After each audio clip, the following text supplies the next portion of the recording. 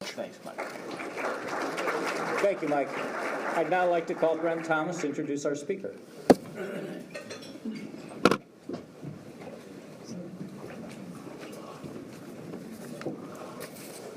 Good afternoon. I've known Jon Petz for more than 10 years now and can comfortably say that he's a truly unique and gifted individual. Jon currently lives in Powell and originally moved to Columbus in 1995 to work in the telecom and technology industry. And after having considerable success in that field, Jon began to pursue his true passions, which led him to where he is today. So where is he today, you might ask? I'll keep it simple. Jon is a professional comedy magician and has performed from Las Vegas to Sydney, Australia, to a pasture in Sydney, Ohio. He's been the opening entertainment for both the American Idol and Rascal Flatts tours. Jon is also the author of 2 books. His most recent is called, and I'm serious about this because I actually have it here to prove it, it's called Boring Meetings Suck. It was a top 10 business book in 2012 and has been featured in the Wall Street Journal, USA Today, ABC News, CBS News, and CNBC. Jon's primary focus today is providing presentations for associations and corporations to increase employee engagement and customer experience by making simple significant and the mundane magnificent. His clients include Honda, Goodyear, ABC, Fox, Marriott, Saks Fifth Avenue, U.S. Air Force, J.P. Morgan Chase, just to name a few. And also it's worthy of mentioning on the humanitarian side, Jon is the founder and producer of Miracles and Magic, an internationally acclaimed event that provides children with life-threatening illnesses the opportunity to experience a Las Vegas-style grand illusion show. The event has raised nearly $1.5 million to benefit a Kid Again organization, which is based right here in Columbus. An inspirational speaker, corporate entertainer, engagement expert, author, professional magician, humanitarian, and founder of More No More, please join me in welcoming Jon Petz. Wow, what an intro. Thank you. Appreciate it very much. You can do better than that for Brent. He put some homework into that. Come on, make some noise. Yeah. I got a lot to live up to. You obviously spoke to my mother or something on that. I appreciate it. Now, I got to tell you, this is the first cold presentation I've done for the year. As an entertainer and speaker, all the events I've been in. Phoenix a couple of times, Orlando 3 times so far this year, but welcome back to Columbus. This is fabulous. Thanks for having me. Thanks for coming out. What are we at, 8, 5? I don't know what we're going to be, but I'm just thrilled you could spare some time and share your time with me and have a little bit of fun in the process. Now, they said you can't talk about the event, you can't sell anything, so I just thought I'd give stuff away. There was one up here, so this is literally taking me around the world. We are not going to talk about the book today. We're going to talk about perspective and service above self. So who doesn't have one? How about the first person, Betty? How about the first person to hold up? We got 2 big prizes. Driver's license. First driver's license, you got it. But quick, gotta see it though. Don't just hold up a wallet. First driver's, he's going quick. There you go. Probably get it. What's your name? Teddy Dameron. Teddy Dameron. Give it up for Teddy. There you go. Yes, not bad. How about the bigger prize? How about make it harder? How about the first person to hold up? How about a $100 bill? Who's going to win? Got 100? First one, quick! He's going. Biggest bill wins. Oh, he just got. Is it really a seal? Yeah. No, he was. Stand up so you can see. Hold up high. He's Rotarian. Some have never seen a real one before. You know what I mean? Wait, what's your name, sir? What's it? Tom Carlisi. Tom, do you like game shows? I do. Perfect. Come on down. Bring that $100 bill right with you. Ladies and gentlemen, put your hands together for Tom. Bring the money. Come on, quick. Let's go. Chance at the big prize. Right up. Come on. Here we go. Absolutely. Right in the trap door there for me, sir, if that's all right.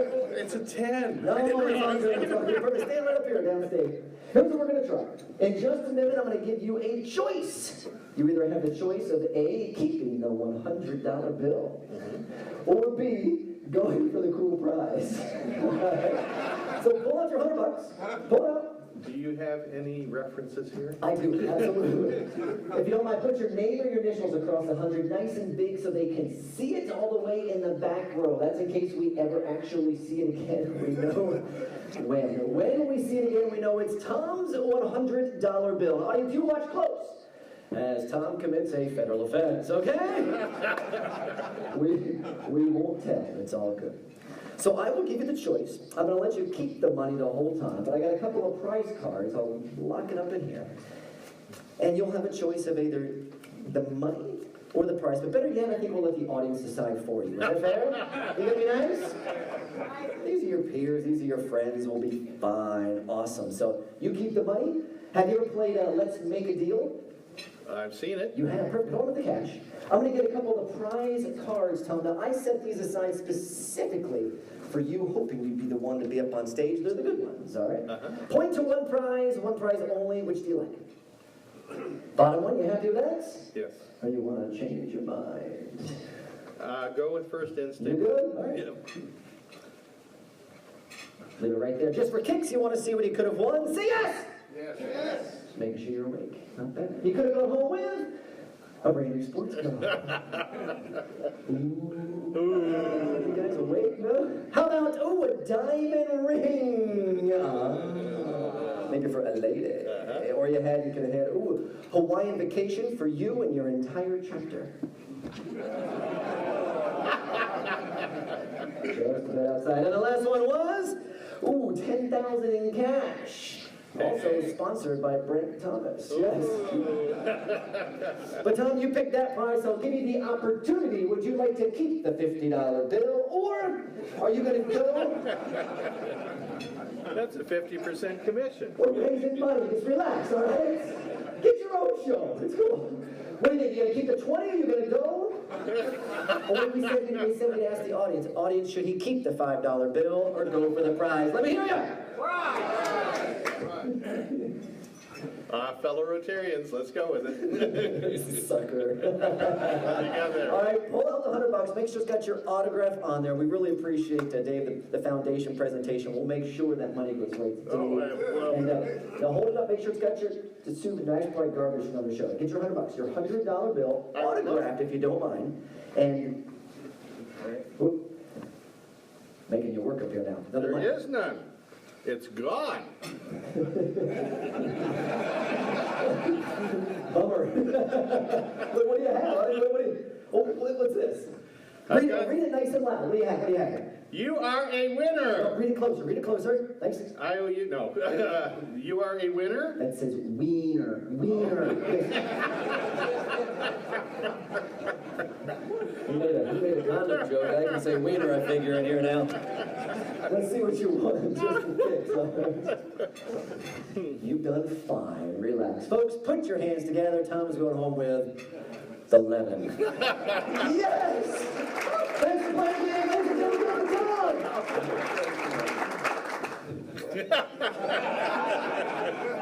We're joined there, buddy. Much stronger grip than I was expecting you to have. That's cool, relax. I won't let you go empty-handed. I've got a prize for you here. I have a whole bag of them, as a matter of fact. Here, since you're still here, you can help me out. Reach in there, Bush. Just grab one of those for me. Perfect. Excellent. Ladies and gentlemen, boys and girls, don't try this at home. Tom and I are trained professionals. From the lemon he picked from the bag and a knife that they still let me fly with. Works like this. Watch close. So you don't think I'm cheating, you guys?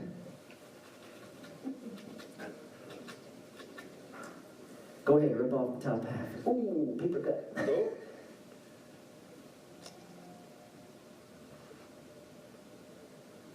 Oh, you're kidding me. You're kidding me. I got napkin. Go ahead. Oh my God. That is phenomenal. He won his money back! Yes! There's some napkins for you, my friends. That is phenomenal. That'll dry out in 30 seconds, and after all, you won the lemon, so I'd like to give that to you as well. One big round of applause for him. Hello, man, yes! Thank you, sir. Clear it I'd like to donate this to the Rotary Fund. Oh, nice. One big round of applause. Thank you, sir. Appreciate that. And that wasn't even set up. That was fantastic, though, wasn't it? It's okay if we have a little bit of fun this afternoon, right? I've been with a group of Rotarians in several years. But you won't get this. You know, when life gives you lemons, if you're not going to pay attention, this won't work, all right? You cut them open, you look for cash. You're here to learn new ideas, new things, have a new perspective. And if you're going to continue to move forward and raise those funds and put yourself above others, then we have to look for those opportunities to look inside of who we are and look for the passions. Look at the core of why we do what we do and who we are. There's a lot of people who think about it, and then there's those people who actually get out and get it done. And you've heard the old, you got to think outside. I'm so sick of that. 1970s management term. And it doesn't work anymore. Because there's so many people who think outside of the box, yet so few people who take those calculated risks and step outside and make it happen. That's the difference. The people, the organizations, the chapters that stand up and make it happen. And the simple illustration is, you know, if you messed up, I have 20 bucks. I didn't have 100. I was really stuck. But if you walked outside and you saw the $20, nobody's around, you saw $20 sitting out in the foyer, who'd pick it up? I mean, it's only 20 bucks. It's pizza and maybe a drink. It's 20 bucks. Who'd pick it up? 8 of you? Really? Seriously? Really? Who'd pick it up? It's 20 bucks. Yes. But who wants it? Who wants the 20 bucks? No, who wants it? Who wants it? Who wants it? Take it? Thank you.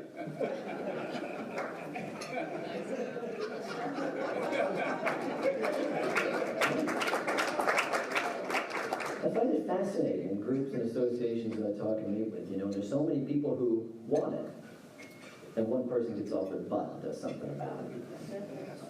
Because you think about it, you think, but I'm just one person. You hear that word, that just one person. We're just a chapter in this district, and I'm just a Rotarian, and that word that bugs me. You'll hear it in social structures, you hear it in corporate organizations, everywhere. And it's those people that belittle the impact that they feel they have in an organization, in a family, in a community.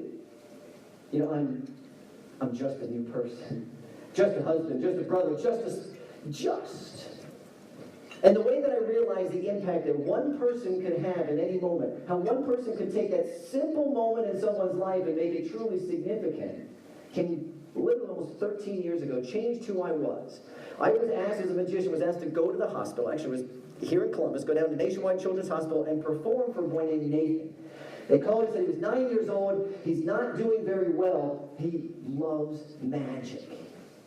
And you got to understand that hospitals are not my thing. I'm very uncomfortable, very squeamish, the blood, the shots, it's very difficult for me. Then they went on and said, you know, he really wanted to meet David Copperfield, but we don't know if that's going to happen, so we call it you. What? I was all these like excuses why, what on earth am I going to be able to do? Nothing, right? But it's also the kind of thing like, how can you possibly say no to that request? So I said, yeah, absolutely. Let me know when I can help you out. Can you be here today? I packed up the office, I drove downtown, we're up in the northwest side of town. Never forget, going to the oncology ward, and they showed me into the room, and the first thing I see in this room was like a couch, and there was, I'm assuming, the mother, the father, a sister, and then there was a priest. And I was, you know, uneasy going there to begin with, and now it was just the butterflies were going crazy. You know, I kind of shook the hands and met everybody. Didn't even see the boy Nathan yet. The mother finally stands up, we turn around, the other wall was the bed and all the machines and the tubes, and scary situation. And he's looking at me, he has no idea who I am. He's got like this cautious wonder.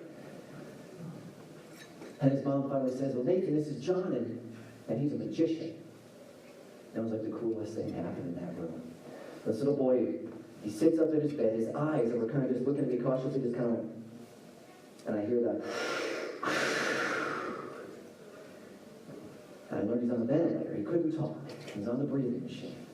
But I go over and I shake his hand, and he's into it. I realize, this is showtime. I can do this. We can totally do it. And I just brought a couple of tricks. The first one, I put a little red sponge ball in my hand. I put a ball in Nathan's hand. We do a little magic. Mine disappears. I'm like, Nathan, open your hand. And he's got two. And he didn't say it, but I knew he meant it. He's like, do it again. And they did, and we do these tricks with the little balls where they're disappearing and multiplying, and it ends up where he opens his hand, and like 25 little balls are jumping out of his hand, running all over the bed. And the wild thing is now it's like the priest, the mom, the whole family's like coming around, they're over my shoulder, they're all looking, and they're like part of the show. And it actually made me feel more comfortable. It was like an audience. And I only did 2 more tricks. The next one was a strange one. It's a card trick, but it's a unique card trick. I had to borrow a credit card. So I borrowed a credit card from the priest. And I just, in case, I pull out my credit cards. Got all those photographs, you can get still like those security images on the credit cards back then. And we put the credit cards aside. I have him pick a playing card. And the quick end of the story is the priest, the playing card, it goes blank. Literally, the card he picked, it was a, whatever card, it disappears. The face of the card disappears. I'm like, wow, that messed up. We better get the credit cards and buy new one. He picks up my credit card, and I said, look at it. And the photograph of my credit card is gone, vanished off the plastic. I said, well, you better check your credit card. And he picks up the credit card, and the priest turns it over, and on the back of his credit card is a picture of me holding his playing card and going like, and the room like erupts. They're passing this credit card around. The nurse comes in. It's like, what's going on? And it was like a totally different environment in the room. It was fun. It was a different dynamic. And the last piece that I did was a trick, but I wanted Nathan to do the trick. Because you can watch the lemon trick, you can watch a magic trick, but you don't really experience it from a different perspective. You're watching. So I wanted him to do it. And I said, Nathan, pick a card. And he did, and he picked the 7 of hearts. I'll never forget the card. And I said, Nathan, sign your card. Put your name on it so there's only one 7 of heart that looks like that 7 of heart. Just like the $100 bill. And he signs it up. So put it into the packet. We shuffle up the pack of cards, and I give it to him. I was like, turn over the top card, and he does. And it was the 4 of clubs. But Nathan cast a little shadow. Tap the top twice. And turn it over. And he turns it over, and it's a 7 of hearts with his name on it. And then the priest says, do it again. And we did. We took the 7 of hearts and put it even deeper. I'm like, Nathan, we check the top. Do the magic, touch the top, turn it over, and it says 7 of hearts. We put the 7 of hearts under the water cup, under the pillow. We put it everywhere. And it always ended up on top of the pack, and Nathan wanted it to happen.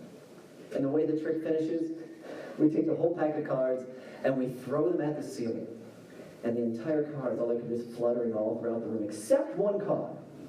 And there's one card stuck to the ceiling above Nathan's bed. And it's the 7 of hearts.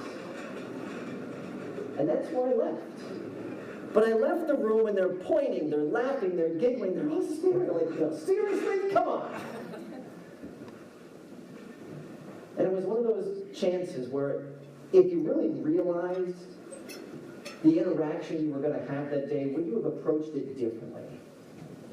Sometimes when you're working with an organization, a charity, you're doing the great deeds and service that you do. If you could see 10 years down the road what really happened, would you treat that first moment any different? And oftentimes we don't see down the road what happens. We don't know. But it's those simple moments that have the biggest significance at times. And I was very fortunate in a way that 5 months later, I run into the priest at Mass with my wife, and there is the priest. He's like the guest. He was the guest priest. What do you call the guest priest? The visiting priest, right? What do you call him? He was the visiting priest. He was there. So I had to go up and talk to him. And so my name's John. I don't know if you remember who I am or not. I met you in the hospital with a boy named Nathan. And I kid you not, he just gets me, and he gets me by both shoulders, and he just didn't say anything, just staring at me. And I'm like, he was 9, and we did magic, I was a magician, and he still was just, for a very uncomfortable period of time. And without saying a word still, he reaches under the robe, pulls out his wallet. He pulls out his credit card, flips it over. He's like, I know exactly who you are. He said, you have no idea the amount of people I've told about the Seven of Hearts and what happened in that room and what it meant for that family at that point in time. I've had sermons about it. I've shared a story with families who have lost a family member or who are about to lose a family member because of the simple thing that you did. Then he shared with me the tougher part. He shared with me that Nathan passed the next day, about 8 hours after I was there. And he said that the family, they took the Seven of Hearts from the ceiling and they put it in Nathan's casket.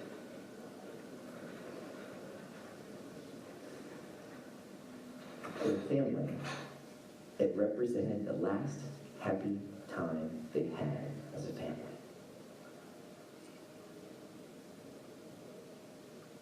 What do you do with that?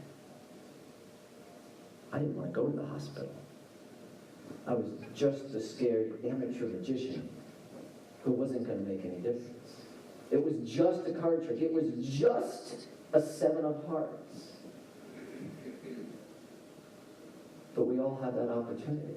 And it's not a simple magic trick. It's just potentially a simple interaction and action of one person, while many others sit or only think about it. So the question is, what's your Seven of Hearts? What are you going to leave behind? What are you willing to give? It doesn't have to be financial or related. It's the time, it's the energy. It's the engagement, truly understanding what we can do as an organization. Take action. Don't ever feel like you are just a Rotarian or just a member in this chapter. And I'll share one quick thing with you to finish up. Because you too need to learn about the difference in seeing a trick and experiencing a trick. Big difference, right? When you were a kid, remember learning this one?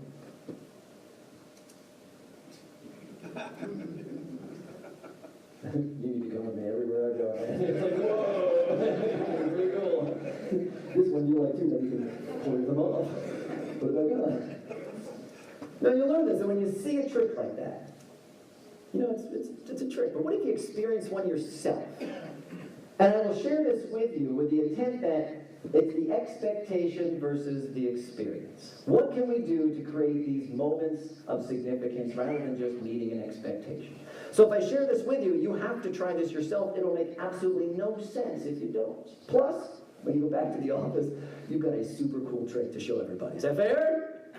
So it works like that. As a thumb trick, you need nothing to prepare. It just goes like this. Your hands go straight out.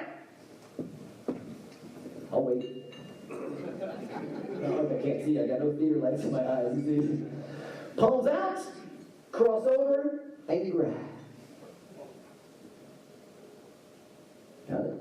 Thumbs go straight down, so like the tips of your thumbs are together. You want to get the tips as close as you can together. Mike, hold them up. You got a pretty perfect right there. Hold up high. It kind of hurts, doesn't it? You know? Here's the hard part. You're going to slowly take your thumbs and you'll turn them straight.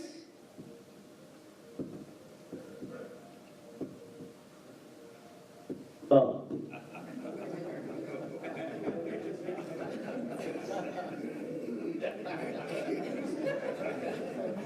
Straight up. Did you get it? The fine line difference in watching a trick and you experiencing it for yourself. And I had no clue how I did it.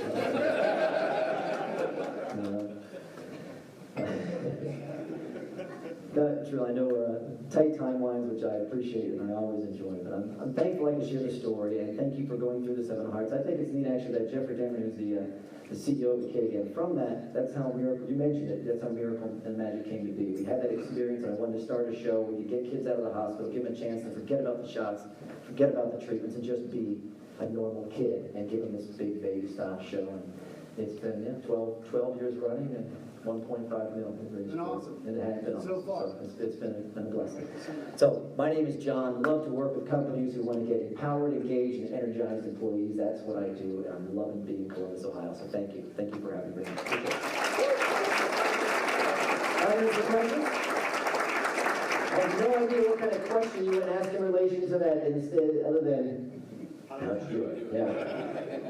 Well, I've got 2 left hands. That helps. That's definitely a part of it. Any questions? Wanted to share perspective. That wasn't a. You have a question? Yes, thank you.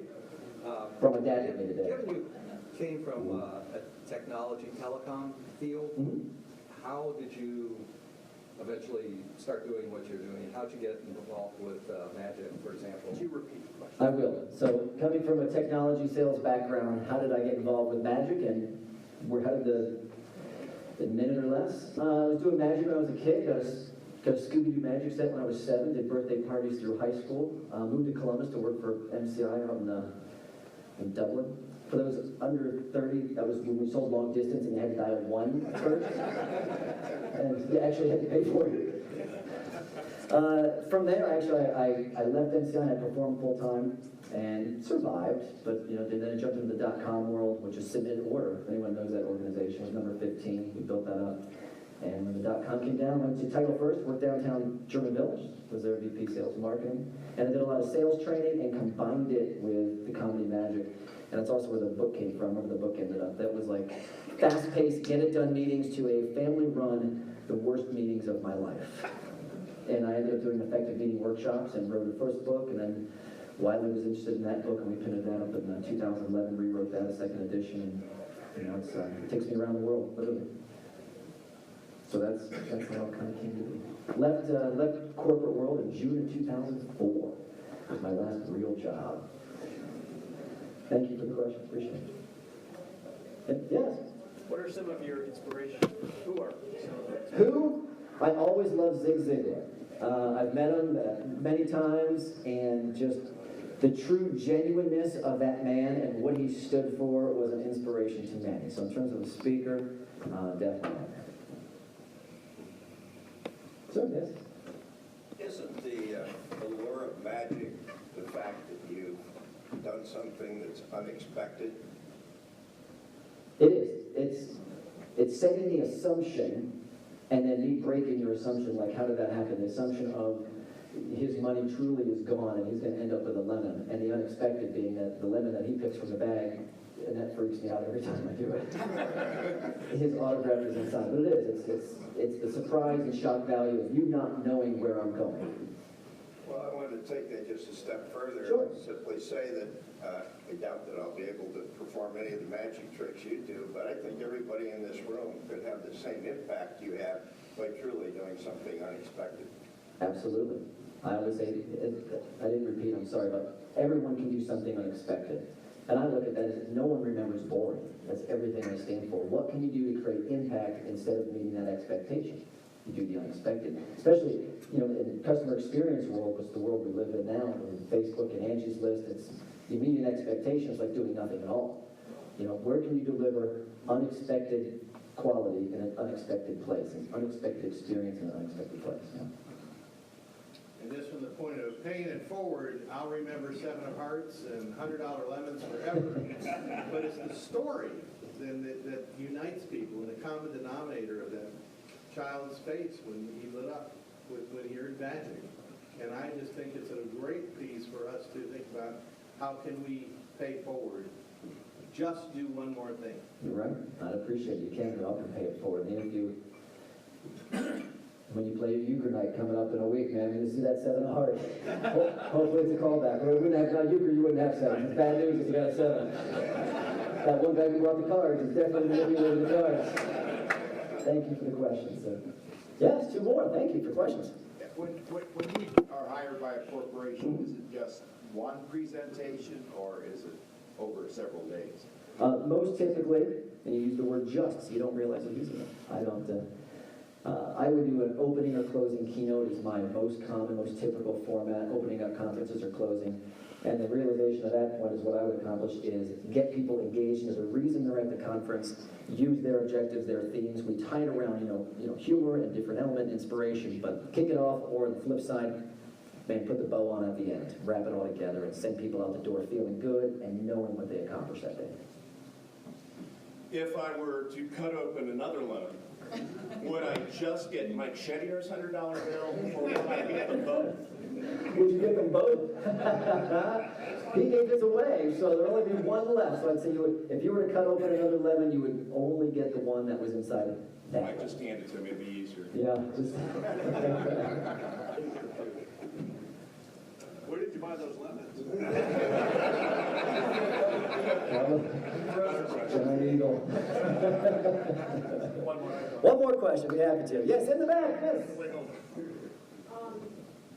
Did your family, your teachers, and your classmates kind of notice, because to be that entertaining, you gotta get a natural talent.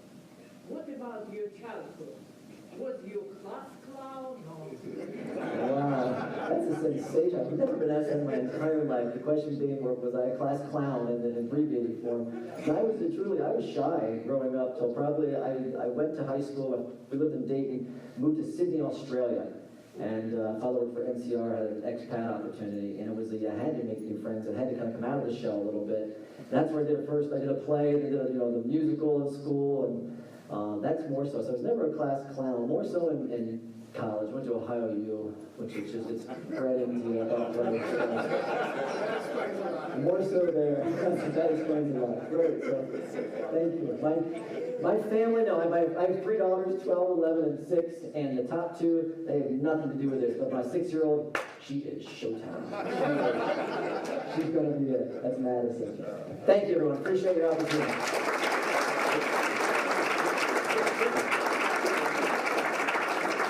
John, that was a wonderful presentation. Here you go. That's okay. Thank you for coming to Columbus Rotary. We really enjoyed it. Our gift from our club by Argo and Laney, Dick Argo. Enjoy it. Please come back again anytime. Thank you for being with us at Columbus Rotary. Thank you.